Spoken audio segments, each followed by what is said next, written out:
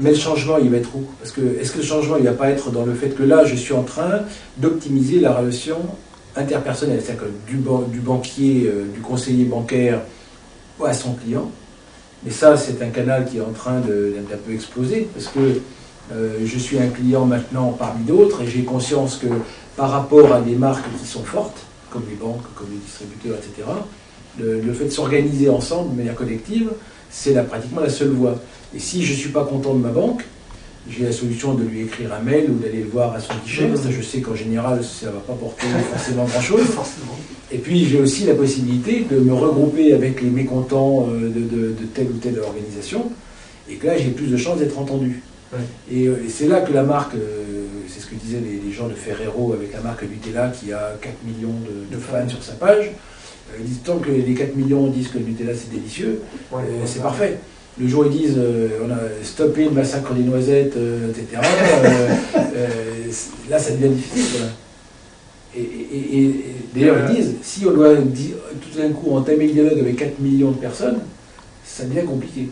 Je ne sais pas si vous avez vu la façon dont Air France ou KLM a géré la crise du fameux volcan dont j'arriverai pas à dire le nom, le volcan islandais. Oui. Et là, je ne sais pas ce qu'ils ont fait en dehors de ça, mais en tout cas ça a beaucoup frappé la blogosphère, c'est qu'ils utilisaient leur page Facebook et leur fil Twitter pour donner des infos, c'est ouvert, c'est pas ouvert, c'est bloqué, votre vol.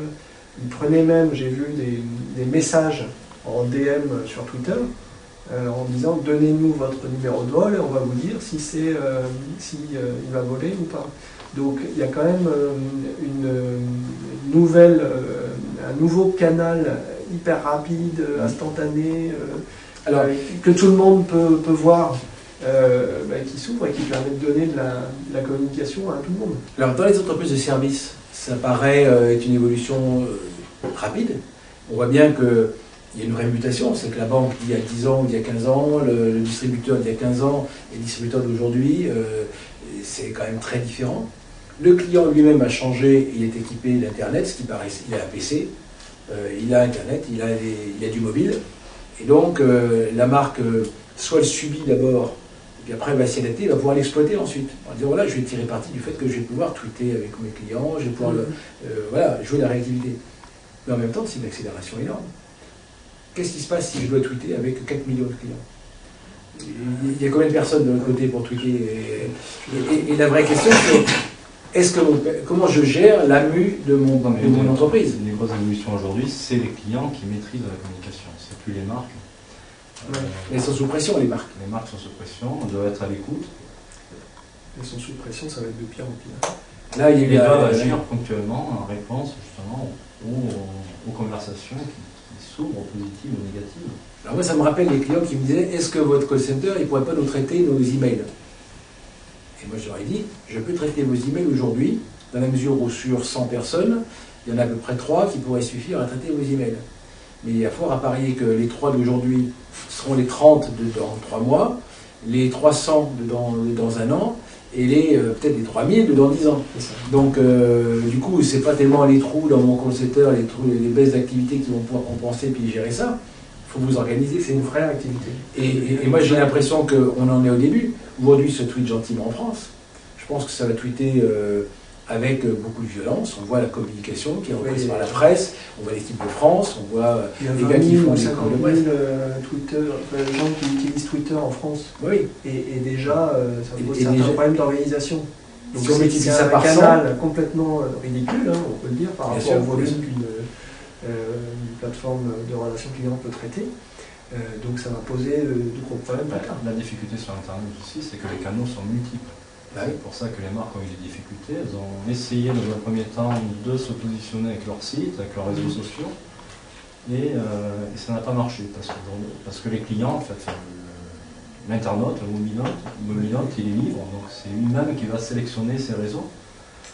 Et c'est pas si évident de communiquer, parce que communiquer seulement sur Twitter, on touchera très peu de personnes. Toucher sur Facebook, on va toucher très peu de personnes. La difficulté, c'est de pouvoir simultanément dialoguer sur les différents médias et réseaux sociaux. Alors ce qui est compliqué, c'est gérer qu'en même temps, multi-communication comme ça. en même temps, ça va s'unifier. C'est qu'un des grands enjeux, c'est que les opérateurs télécoms d'un côté sont en train de tenter de refaire leur retard sur des grands agrégateurs comme Google, Facebook, etc. Et ils vont se dire, unifions les OS pour qu'on ait une unification de vos interfaces, que vous soyez sur un mobile, que vous soyez sur votre laptop, que vous soyez sur votre PC fixe, que vous... Voilà. iPad. Oui, et sur votre iPad aussi aujourd'hui, n'ayant pas peur des mots.